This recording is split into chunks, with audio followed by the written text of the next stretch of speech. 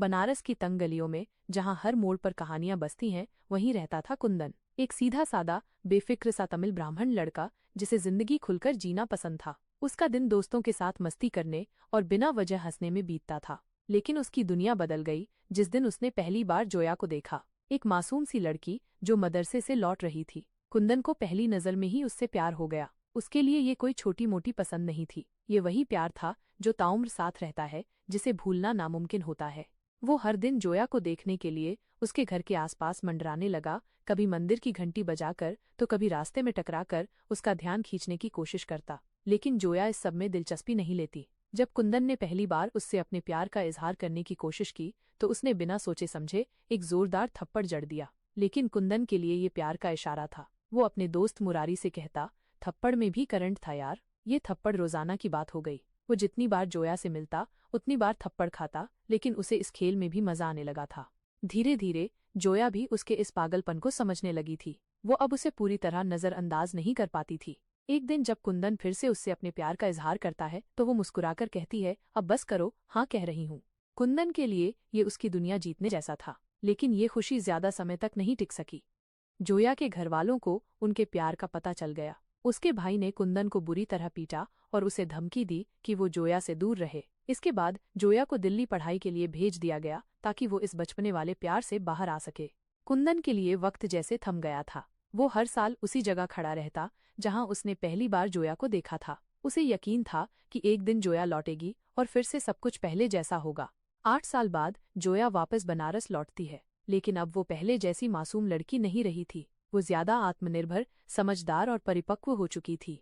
कुंदन उसे देखकर खुशी से पागल हो जाता है, लेकिन जोया उससे एक दोस्त की तरह मिलती है।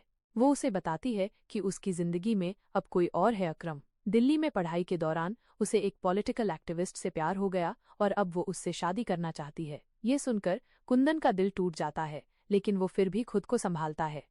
जोया अपने घरवालों को अकरम के बारे में बताती है, लेकिन वे शादी के लिए राजी नहीं होते। तब वो कुंदन से मदद मांगती है।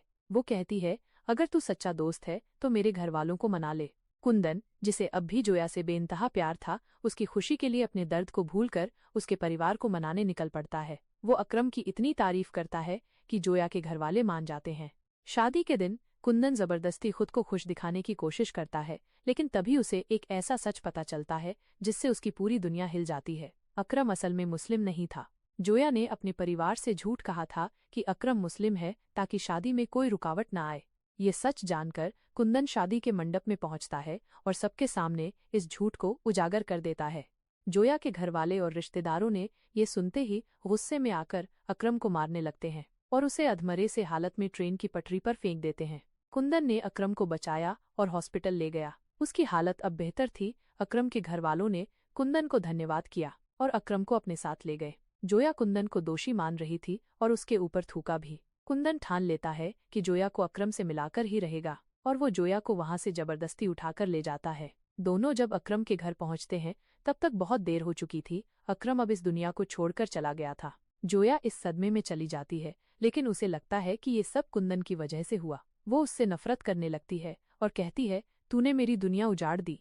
कुंदन, जो अब तक अपने प्यार के लिए सब कुछ सहता आया था, अब उसकी नफरत भी सह लेता है। वो बनारस छोड़कर दिल्ली चला जाता है, ये सोचकर कि शायद वो अपनी जिंदगी की नई शुरुआत कर सके। वो अकरम के पुराने पॉलिटिकल ग्रुप से जुड़ जाता है, जहां जोया अब लीडर बन चुकी थी। जोया अब भी कुंदन से नफरत करती थी, लेकिन इस बार वो सिर्फ उससे नफरत नहीं कर रही थी, बल्कि उसे इस्तेमाल भी कर रही थी।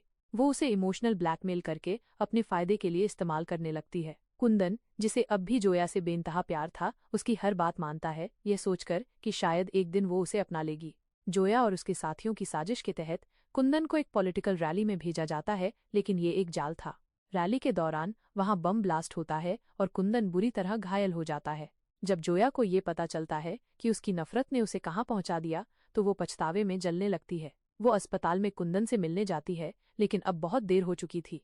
अस्पताल में जोया पहली बार रोती है, पहली बार कुंदन को सच में महसूस करती है। वो उससे माफी मांगती है, लेकिन कुंदन बस हल्की मुस्कान के साथ कहता है, तुमसे प्यार किया था, करता हूँ और करता रहूंगा, लेकिन अब शायद इस जन्म में नहीं।